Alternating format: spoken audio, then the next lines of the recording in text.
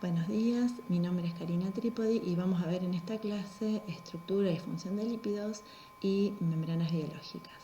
En verdad vamos a utilizar la bibliografía que venimos consultando, pero al ser temas bastante generales pueden tener otras fuentes que también son válidas, así que cualquier inconveniente que tengan me pueden consultar si de ese lugar pueden leerlo y si es adecuado.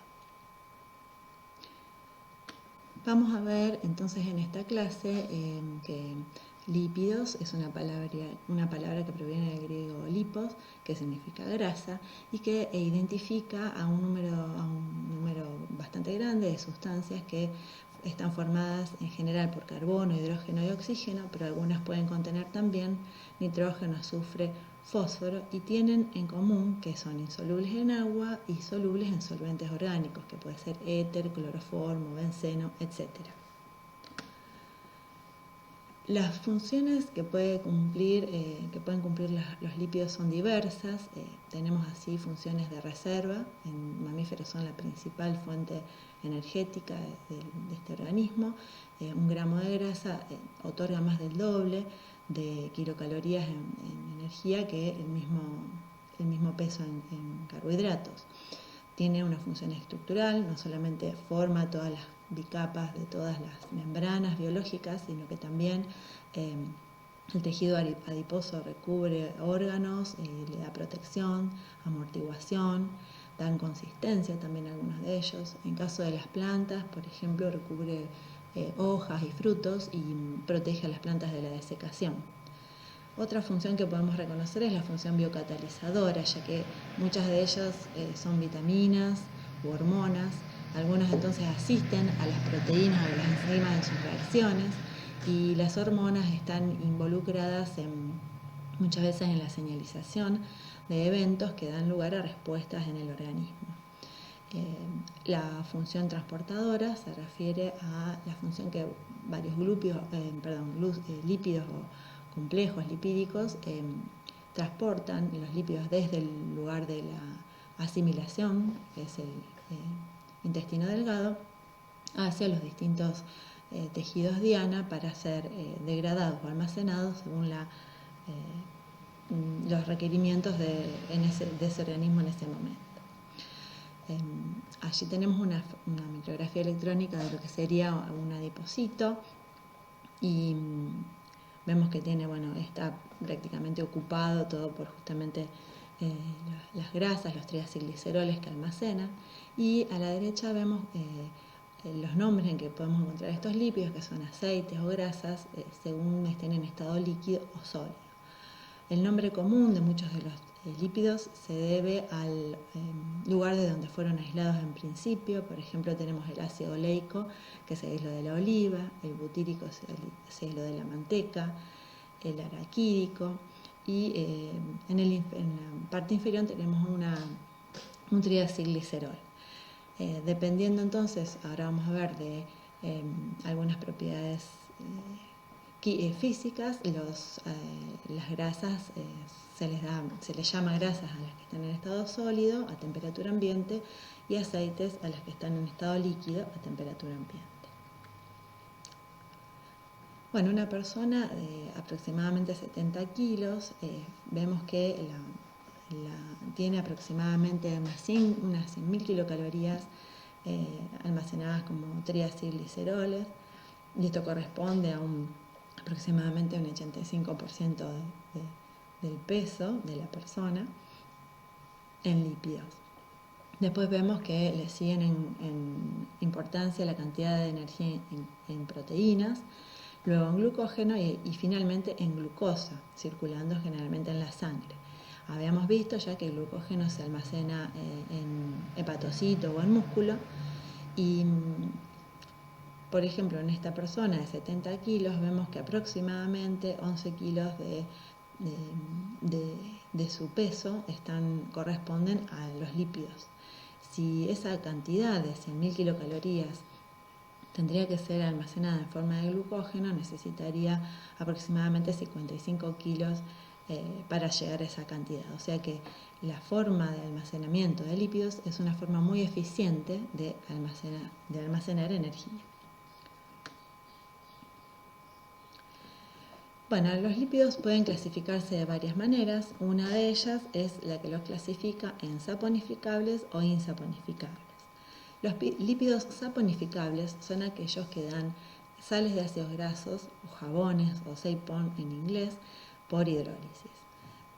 Aquí podemos encontrar los simples, que son los ácidos grasos, los ácidos gliceroles y las ceras, y los complejos, que son los fosfolípidos, glicerofosfolípidos, esfingolípidos y glucolípidos. Vamos a ver entonces ahora cada uno de ellos. Los insaponificables son aquellos que no dan sales de ácidos grasos por hidrólisis, por ejemplo los terpenos, esteroides o eicosanoides. Volviendo entonces a los lípidos simples,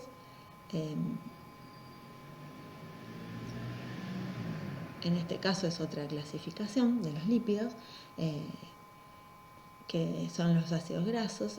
Estos, fíjense que tenemos la estructura química de los ácidos grasos, tenemos una cadena hidrocarbonada, que puede ser saturada o no, y un grupo ácido.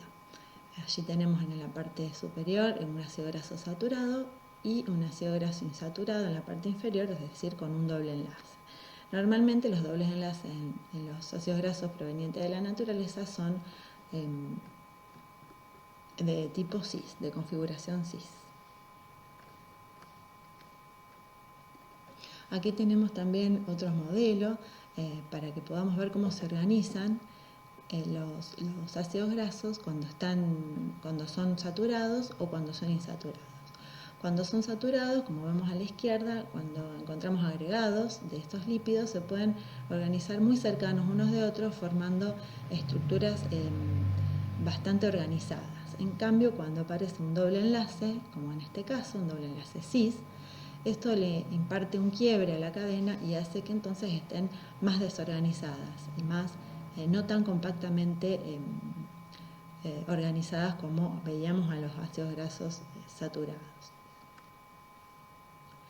Vemos aquí un resumen de los ácidos grasos más comunes, desde el número de 12 carbonos hasta 20 carbonos, con o sin insaturaciones. Los más comunes, vemos la estructura, el nombre común y el nombre sistemático.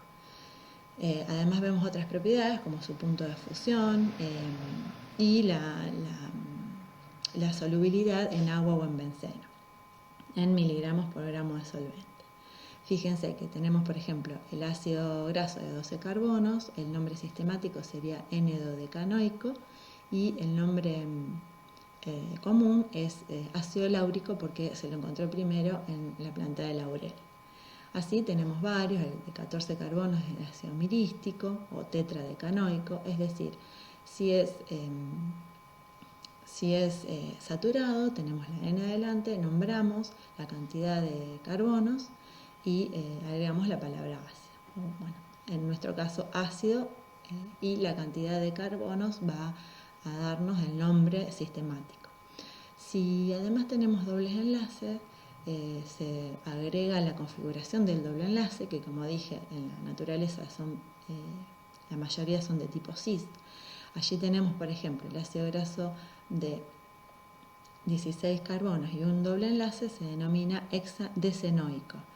Cis hexadecenoico. También agregamos el número del primer carbono en el que aparece el doble enlace. Si el doble enlace aparece entre carbono 9 y 10, vamos a agregar cis 9 hexadecanoico. Y muchas veces podemos encontrar en la nomenclatura el delta 9, que justamente marca el doble enlace y tiene el número del primer carbono. En el caso del 18,1 delta 9 sería el cis 9 octadecenoico, es decir, que el doble enlace está marcado en la partícula dece del nombre, y así sucesivamente. Las propiedades físicas de los ácidos grasos. Bueno, ustedes recordarán de química orgánica que a mayor número de carbonos tenemos mayor temperatura de fusión y a mayor número de insaturaciones menor temperatura de fusión. Aquí, por ejemplo, tenemos algunos ejemplos. Les decía entonces que aquí tenemos algunos ejemplos de la composición de tres tipos de lípidos: el aceite de oliva, la manteca untable y la grasa animal. Fíjense que dependiendo de la proporción de ácidos grasos saturados y del largo de la cadena es el estado físico a temperatura ambiente. Así, por ejemplo, el aceite de oliva, que es muy rico en ácidos grasos insaturados y de cadena media, o sea, entre 16 y 18 carbonos, es líquido a temperatura ambiente, y la manteca, que tiene una proporción bastante pareja entre ácidos grasos insaturados, ácidos grasos de cadena corta y ácidos grasos saturados de cadena larga, es untable, o sea, tiene una consistencia más suave. Y por otro lado, la grasa animal, que es muy rica en ácidos grasos saturados, es sólida a temperatura ambiente. Un caso interesante es el de la manteca de cacao, que tiene una mezcla de lípidos que hace que vieron que la barra es sólida, pero cuando uno se unta los labios se hace líquida, ¿verdad? Entonces eso es porque la mezcla que tiene, que es de manteca de cacao, hace que al tocar, o sea, la temperatura del cuerpo, ya se pone líquida. O sea, tiene esa característica, ya a esa temperatura se licúa. Bueno, después tenemos otra clasificación, que es la que se refiere a los ácidos grasos no esenciales y esenciales. Bueno, los ácidos grasos esenciales son aquellos,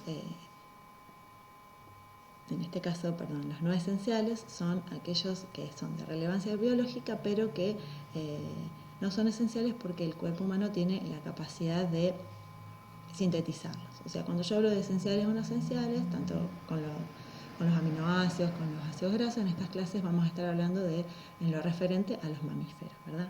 Entonces aquí tenemos algunos ejemplos, por ejemplo el ácido mirístico, que vamos a ver que hay muchas proteínas que están miristiladas, el ácido palmítico, que es el producto final en la síntesis de ácidos grasos en mamíferos. Y en cuanto a los insaturados, los más importantes son el palmitoleico de 16 carbonos y una insaturación, y el oleico de 18 carbonos y una insaturación.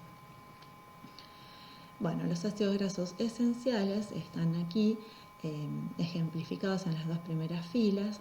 Son esenciales porque nosotros no tenemos la capacidad de sintetizarlos, y la incapacidad viene justamente porque carecemos de las enzimas desaturasas que colocan insaturaciones en determinadas posiciones. Esas desaturasas sí están presentes en vegetales, y por eso es necesario que consumamos determinados tipos de vegetales, una dieta variada en realidad, para que podamos incorporar estos ácidos grasos esenciales. Algunos de los más importantes son, por ejemplo, el ácido graso 18,2 delta 9,12, que es el ácido linoleico, y el ácido linolénico, que tiene 3 insaturaciones, y que es el ácido 18,3, que quiere decir que tiene 18 carbonos y 3 insaturaciones en el delta 9, 12, 15. Es decir, las insaturaciones van de carbono 9 a 10, 12 a 13 y 15 a 16. Después, los otros 3 ácidos grasos que tenemos allí ejemplificados son esenciales porque también, si bien podemos sintetizar una parte, pero requerimos como precursores ácidos grasos esenciales. Es decir, el ácido araquidónico sí se puede sintetizar, pero necesitamos de los ácidos grasos esenciales como precursores. Fíjense, el ácido araquidónico, que es un precursor de la síntesis de eicosanoides que ya vamos a ver, tiene 20 carbonos y 4 insaturaciones. Algo también importante es la clasificación como omega 3 u omega 6, que ustedes habrán escuchado nombrar, también omega 9. Esto se refiere a dónde aparece la insaturación, refiriéndonos, tomando como referencia el metilo terminal, que allí ven ustedes anotado como omega. Entonces, fíjense que el 18,2 sería del omega 6, porque la primera insaturación, si la contamos a partir del carbono metílico, la tenemos a 6 metilenos de allí, a 6 carbonos de allí. Los omega 3 son los que tienen la primera insaturación a 3 carbonos partiendo el carbono omega. El carbono alfa sería el primero después del carbono carboxílico, ¿verdad? Bueno, muchas veces habremos escuchado acerca de los beneficios que tiene consumir ácidos grasos omega 3 y omega 6. Estos son ricos en, por ejemplo, los pescados, sobre todo los pescados de mar, como vemos allí el ácido eicosapentaenoico o docosapentaenoico, es decir, hexaenoico, o sea, quiere decir que tiene eicosa, que quiere decir 20 carbonos, pentaenoico, o sea, 5 insaturaciones, y docosa, hexa, o sea, 22, docosa es 22 carbonos y hexanoico 6 insaturaciones.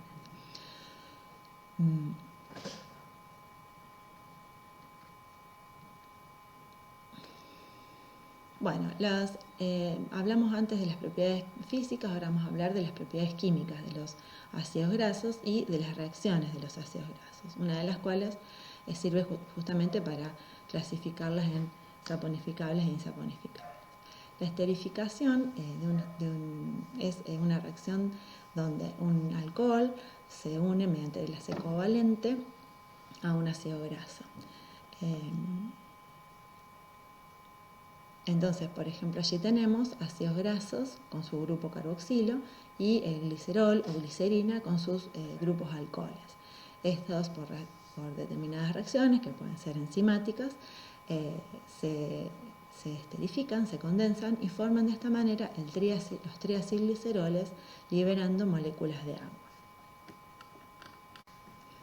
La reacción de saponificación, de la que hablamos antes, que ayudaba a clasificarlos en saponificables o insaponificables, es una reacción típica de los ácidos grasos en la cual reacciona con álcalis y dan entonces como resultado las sales de ácidos grasos o jabones.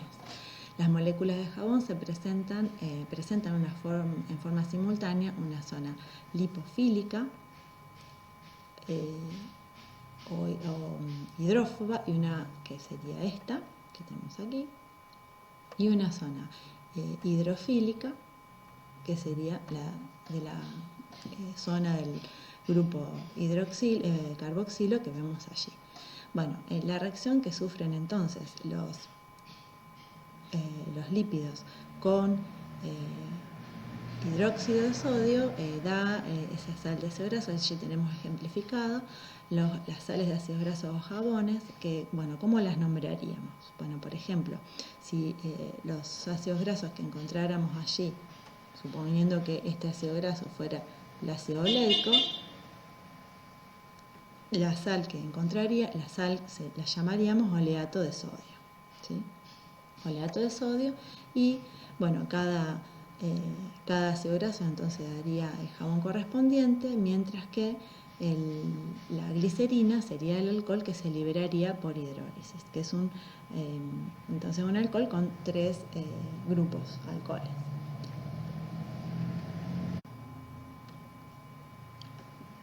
Bueno, ahora veamos entonces cuáles son los lípidos simples, que ya los estuvimos nombrando. Uno de ellos es, por ejemplo, el triacilglicerol. Bueno, son lípidos que contienen solamente glicerina y ácidos grasos. Por ejemplo, podemos encontrar los triacilgliceroles compuestos por una molécula de glicerina y 3 de ácidos grasos esterificándola. Podemos encontrar los monoglicéridos con una sola molécula de ácido graso, diglicéridos con 2 moléculas de ácido graso, o los triglicéridos. Bueno, todos son saponificables, no están solvatados por agua, o sea, son muy lipofílicos, y son sólidos o líquidos a temperatura ambiente de acuerdo a la composición del ácido graso. O sea, cuanto más insaturaciones tengan, más probabilidad de que sean líquidos, y más largo sea la cadena, o cuanto más corto sea la cadena y más saturados sean los lípidos, más posibilidad de que sean sólidos a temperatura ambiente. Bueno, entre los lípidos simples también encontramos las ceras. Las ceras son ésteres de ácidos grasos de cadena larga con un alcohol de cadena larga. Allí tenemos, por ejemplo, uno formado por ácido palmítico y 1-triacontanol, es decir, el 1-triacontanol es un alcohol de 30 carbonos que tiene una función alcohol. Se forma entonces este compuesto es cera, una cera. Tienen la característica de ser sólidas e impermeables al agua. Forman la capa protectora de, por ejemplo, plumas, pelos, frutas. Bueno, aquí tenemos el ejemplo de la formación del panal de abeja con las ceras. Después tenemos los lípidos complejos, donde encontramos a los glicerolípidos. Entre ellos tenemos los glicerofosfolípidos o los gliceroglucolípidos y los esfingolípidos, los esfingofosfolípidos o los esfingoglucolípidos. Ahora vamos a ver cada uno de ellos por separado. Los fosfolípidos son muy importantes en la constitución de las membranas. Tienen entonces, además de glicerol, ácidos grasos y un grupo fosfato. Esta configuración más sencilla de dos ácidos grasos, glicerol y un grupo fosfato, se denomina ácido fosfatídico en forma general. Si se esterifica allí con otro grupo alcohol, el fosfato, como vemos en la flecha, se forma un ácido graso con una cabeza que puede ser, por ejemplo, polar. En este caso se denomina fosfatidilcolina, porque el alcohol con el que se esterificó ese grupo fosfato es la colina, denominada colina. Tenemos entonces también la característica de los fosfolípidos, que tienen entonces una cola no polar y una cabeza polar. Y eso va a ser muy importante para la conformación de las membranas, como vamos a ver más adelante.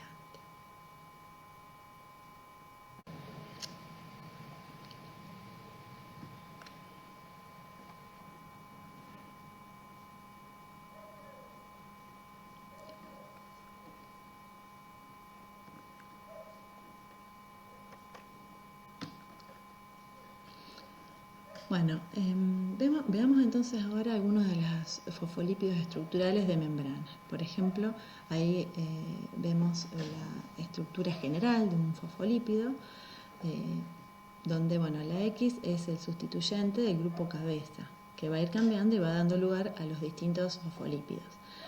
Por ejemplo, cuando la X es directamente un hidrógeno, o sea, no hay ningún sustituyente alcohol, allí es lo que decíamos que era el ácido fosfatídico. Y vemos que tiene carga neta -1 a pH 7, que es la que corresponde al grupo fosfato.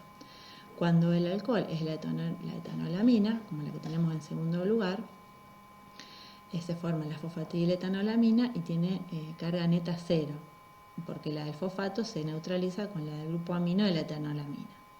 Cuando el alcohol es colina, el fosfolípido que tenemos en tercer lugar es la fosfatidilcolina, que también al tener un grupo amino tiene carga neta 0. Luego tenemos la fosfatidilserina en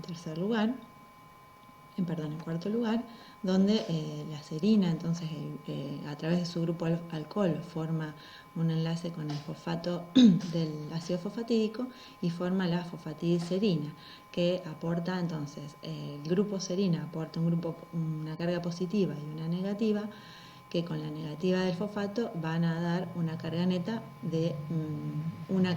negativa. Después, así tenemos varios sustituyentes distintos. Por ejemplo, uno muy importante es el de la cardiolipina, que es el que tenemos aquí. Este lípido, fíjense que el sustituyente es un fosfatidilglicerol, es decir, es un glicerol que tiene dos ácidos grasos esterificando, un grupo fosfato y a su vez otro glicerol. Entonces, como vemos aquí, este grupo es el que reemplaza todo este grupo es el que reemplaza la X que vemos aquí. Con lo cual se forma la cardiolipina o difosfatidilglicerol. Es el otro nombre, y se le dio el nombre común de cardiolipina porque se lo encuentra frecuentemente en tejido músculo cardíaco. las membranas del músculo cardíaco.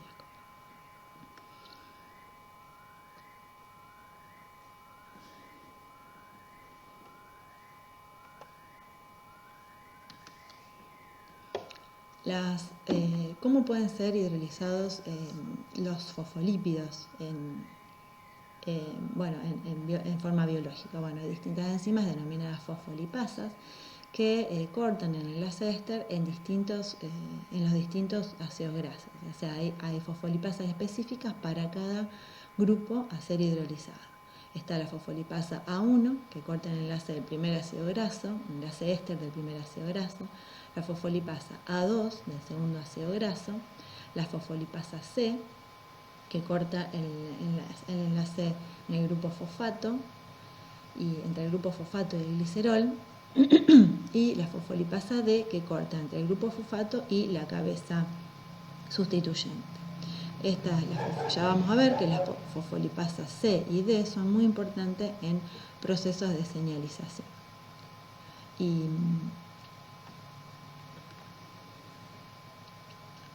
Bueno, los glucolípidos, como su nombre le indica, están compuestos por glúcidos y lípidos al mismo tiempo. Poseen una molécula de azúcar y son muy importantes y abundantes en neuronas, por ejemplo. En general, vamos a ver cuando veamos membranas, que la parte glucídica generalmente está en la parte externa de la membrana, en la que mira hacia el exterior celular, y tiene muchas veces roles de señalización o de reconocimiento con otras células. En el caso de los galactolípidos son muy comunes en las membranas de cloroplastos, las que tienen entonces galactosa unida como sustituyente en el tercer carbono por ejemplo, monoacil. Tenemos allí el monogalactosil diacilglicerol o el digalactosil diacilglicerol, o también tenemos algunos sustituyentes sulfurados de la molécula en este caso glucosa. Bueno, otro grupo de lípidos llamados esfingolípidos en un principio porque eran bastante crípticos, o sea, era bastante difícil encontrarlos y aislarlos, pero bueno, ahora ya se conoce todo, entonces les quedó eso de esfingolípido por esfinge, o sea, por lo misterioso y como decía, críptico de las esfinges, pero ya ahora se conoce todo bastante acerca de los esfingolípidos. La estructura general de los esfingolípidos, como vemos allí, es esta que tienen aquí. Tenemos la esfingosina marcada en rosado, que tiene, en posición, tiene un grupo aquí alcohol, en principio, donde, en realidad hay cuando X es un hidrógeno, se denomina la molécula se denomina ceramida. En carbono 4 tiene un doble enlace y ese núcleo se denomina esfingosina. En carbono 2 tiene un grupo amino que cuando está combinado con un ácido graso, en enlace amida, es cuando lo denominamos entonces a la molécula ceramida, ¿sí?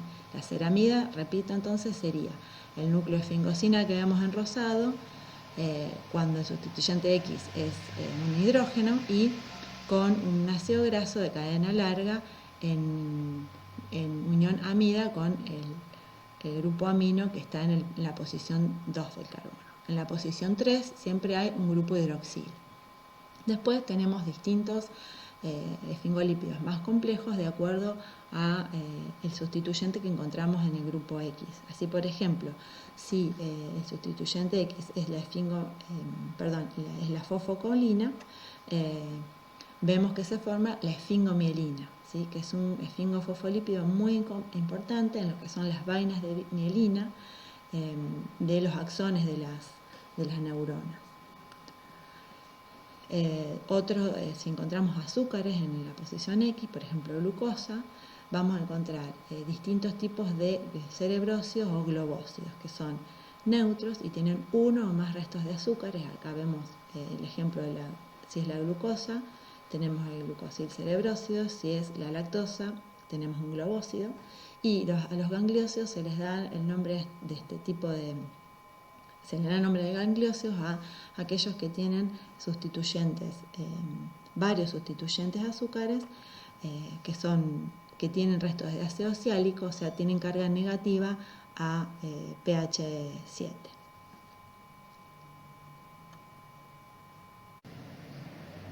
Unos glucoesfingolípidos muy importantes son aquellos que forman parte del glucocálix en la membrana del glóbulo rojo y son algunos de ellos los determinantes antigénicos de los grupos sanguíneos. Aquí vemos en el sistema ABO que cada uno tiene distintos glucoesfingolípidos que son a su vez tienen agrupaciones de distintos glúcidos. Por ejemplo, el grupo O tiene fucosa, en código de colores vemos los distintos glúcidos, fucosa, galactosa y N-acetilglucosamina, mientras el grupo A, por ejemplo, tiene además de estos, tiene un agregado de N-acetilgalactosamina, y los que tienen el grupo AB tienen tanto las determinantes del grupo A como las del grupo B.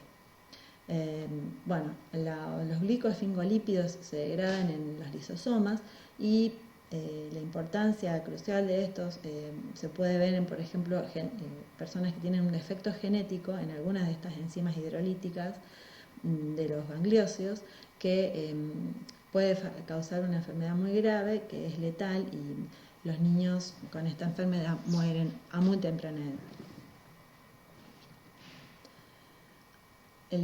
Por último, vemos en este grupo los plasmalógenos, que son fosfolípidos con un grupo alquilo, o sea, un enlace éter en el carbono 1.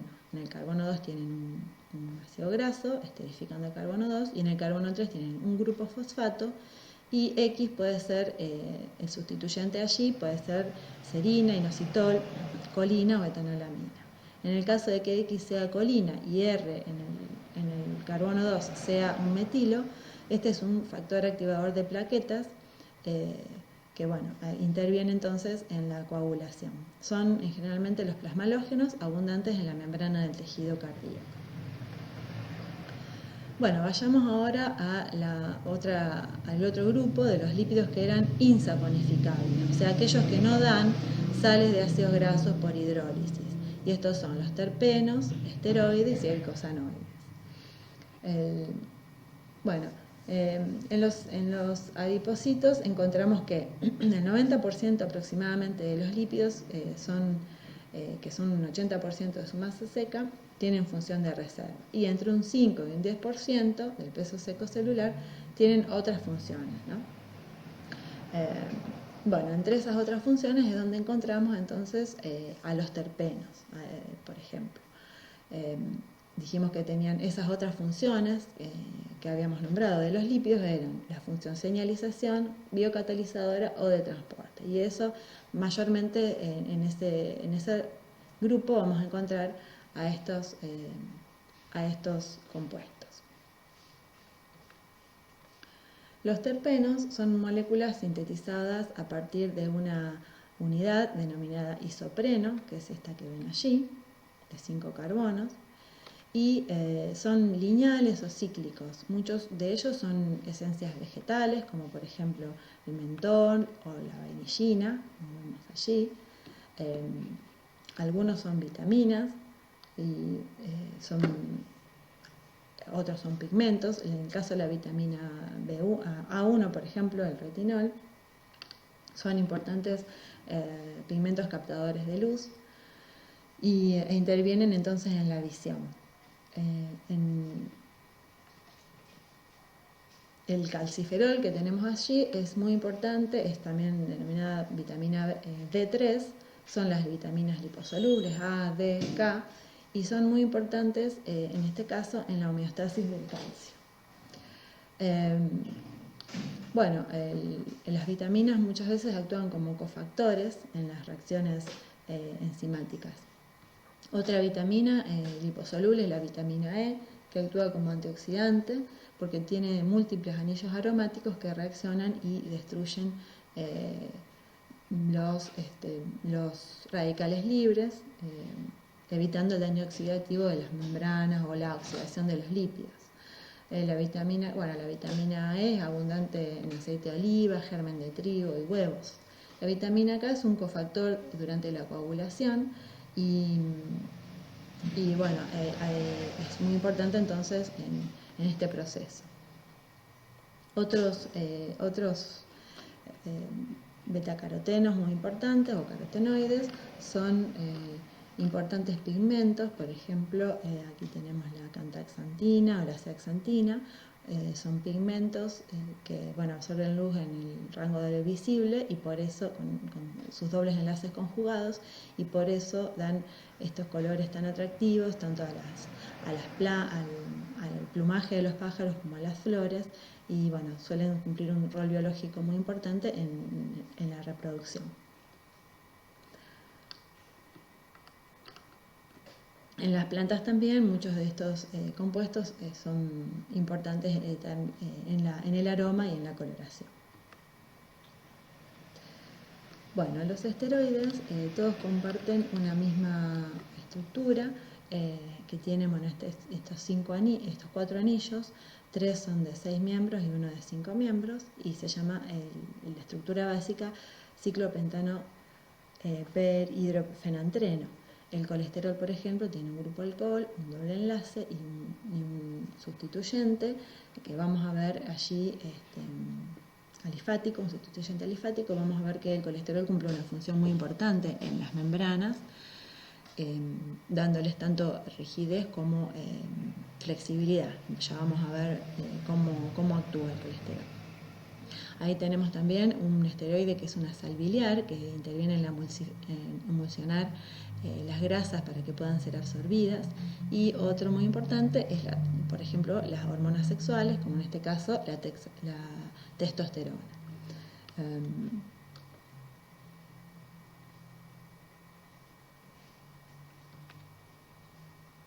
Aquí vemos entonces la función del colesterol. Por ejemplo, dijimos, el colesterol tiene la capacidad de que con su anillo, su serie de sistema de anillos rígidos, cuando la membrana es mucho más ordenada, los anillos rígidos le imponen un poco de desestructuración, entonces sirven para fluidificar una membrana muy ordenada y por el contrario, cuando tenemos una membrana demasiado laxa, con por ejemplo muchos enlaces insaturados, el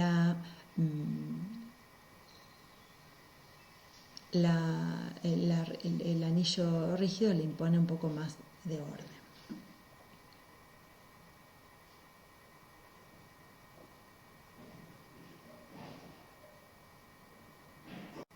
Bueno, por último vamos a ver otro grupo de lípidos insaponificables que son los eicosanoides o prostaglandinas. Es decir, eicosanoides son, en realidad comprenden tromboxanos, prostaglandinas y leucotrienos. Todos provienen de ácidos grasos de 20 carbonos, por eso eicosanoides. Lo que sucede es que cuando generalmente tienen función parácrina, actúan como hormonas, es decir, actúan en células vecinas y provocan una gran cantidad de efectos. Allí vemos, por ejemplo, qué sucede cuando ocurre algún daño en la membrana y mediante la acción de una fosfolipasa se escinde una molécula de un ácido graso de 20 carbonos y tiene lugar una ruta sintética que lleva a la biosíntesis de los distintos tipos de eicosanoides, como en este caso prostaglandinas, tromboxanos o leucotrienos. Aquí vemos lo que se escinde del lípido de membrana ante una señal es el ácido araquidónico y que es una molécula, un ácido graso de 20 carbonos y 4 insaturaciones, es el precursor de, por ejemplo, la prostaglandina E2 o el tromboxano A2 y allí en realidad hay varias enzimas que actúan allí, pero bueno, algunas de esas enzimas son el blanco de acción de los antiinflamatorios no esteroides. Algunas de las funciones que pueden cumplir estos Estas prostaglandinas son, por ejemplo, la vasodilatación, la inhibición de la agregación plaquetaria. En otros casos provocan la broncoconstricción o la contracción del músculo liso o la vasodilatación. También la contracción uterina o la broncoconstricción. Entonces vemos que tienen múltiples funciones. Hay otros que actúan estimulando la secreción ácida del estómago o la secreción de mucosa, que en este caso sería protector. La prostaglandina EP3 inhibe la secreción ácida del estómago y estimula la secreción de glucosa, con lo cual tendría una función protectora. Y tienen así otras múltiples funciones.